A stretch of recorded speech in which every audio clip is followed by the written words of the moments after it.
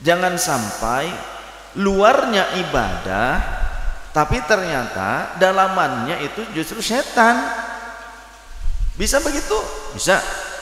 Karena apa? Karena niatnya salah. Contoh, sodakoh. Orang sodakoh itu kan ibadah. Sodakoh itu kan ibadah.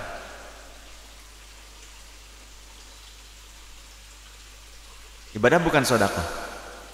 Diajarkan Allah tidak dalam Al-Quran? Diajarkan Allah. Rasulullah menganjurkan tidak? Menganjurkan. Rasulullah melakukan tidak? Rasulullah melakukan. Oh, jelas tuntunannya. Sodakoh. Tapi Al-Quran telah menggambarkan adanya orang-orang yang bersodakoh tapi ternyata sia-sia, batal pahalanya, walaupun uang sudah keluar. Selain uang, tenaga, suara, pikiran.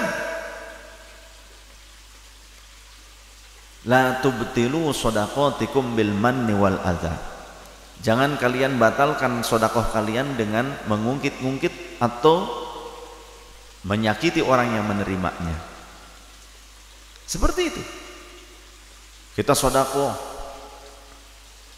nolong orang lain yang terkena musibah, ditolong. Akan tetapi ketika kita melakukan hal yang sembrono, tindakan-tindakan yang mencelakakan, bisa mencelakakan orang banyak, bahkan satu negara, kita membuat provokasi yang bisa menjadikan celaka satu negara, satu bangsa bisa porak-poranda, satu negara bisa porak-poranda. Kemudian kita ini dikritik, dinasihati oleh orang lain, oleh masyarakat, oleh umat yang mungkin pernah mendapatkan kebaikan, bantuan saat mungkin terkena musibah, banjirkah atau apakah. Mereka sudah merasakan bagaimana susah payahnya kena banjir, gitu kan. Masyarakat itu sebagiannya yang pernah terkena musibah, pernah bagaimana merasakan keluarganya hilang, diterjang badai, tsunami. Contoh di Aceh, gitu kan. Pahit ketir rasanya kehilangan keluarga, jauh. Itu terasa oleh mereka. Ini bukan karena perang nih, baru karena tsunami, karena gempa bumi, banjir bandang. Tetap saja nggak enak rasanya. Apalagi keluarga yang tercinta wafat atau jauh entah kemana sampai berpuluh-puluh tahun. Ada yang seperti itu kejadiannya. Ya, orang Sukabumi akhirnya ketemu setelah sekian puluh tahun, setelah masing-masing sudah berumah tangga. Lantas orang-orang ini, masyarakat ini, mereka enggan untuk terjadinya sesuatu yang bisa membahayakan persatuan keluarga, bangsa, sesama saudara dan teman. Masyarakat yang mereka pernah merasakan pahit ketirnya, ada keluarga yang wafat, mereka enggak mau terjadi peperangan di negara ini sehingga akan menimbulkan kematian di mana-mana, dan banyak orang yang kehilangan kekasih tercinta, keluarga yang terkasih. Akhirnya mengkritik masyarakat nih, memberikan nasihat, jangan memprovokasi. Masa sih kok memprovokasi, dakwah kok provokator, dakwah kok seperti itu di masyarakat. Karena mereka sudah merasakan bagaimana, jangankan yang di Aceh lah, yang di sini, yang di Perumnas, pernah masa banjir, kakaknya istri saya kebanjiran tuh, Bunda Wita, yang ngungsi,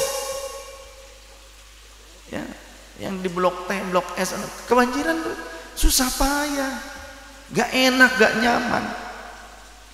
Nah, ketika ada orang-orang yang pernah bersedekah, membantu korban-korban itu, kemudian melakukan tindakan provokasi dan tindakan buruk yang bisa mengancam persatuan bangsa, dikritiklah oleh masyarakat, karena masyarakat tidak mau sampai terjadi di mana lebih besar lagi bahayanya satu bangsa, satu negara hancur porak-poranda. Dinasihati, ketika dinasihati malah jawabannya dengan nada emosi. Kami kan sudah melakukan kebaikan, kami membantu menolong kalian dan sebagainya. Kalau bukan karena kami, mungkin saja jika bukan karena kami, mayat kalian tidak ditemukan. Contoh, jangan memprotes kami, seolah-olah berkata demikian. Jangan memprotes kami, jika bukan karena kami, mungkin saja suatu saat ada keluarga kalian yang meninggal, dan mungkin saja kamilah yang akan menolong kalian dan menemukan jenazahnya. Itu sama dengan membatalkan pahala sedekah. Begitu sombong, itu sifat arogan.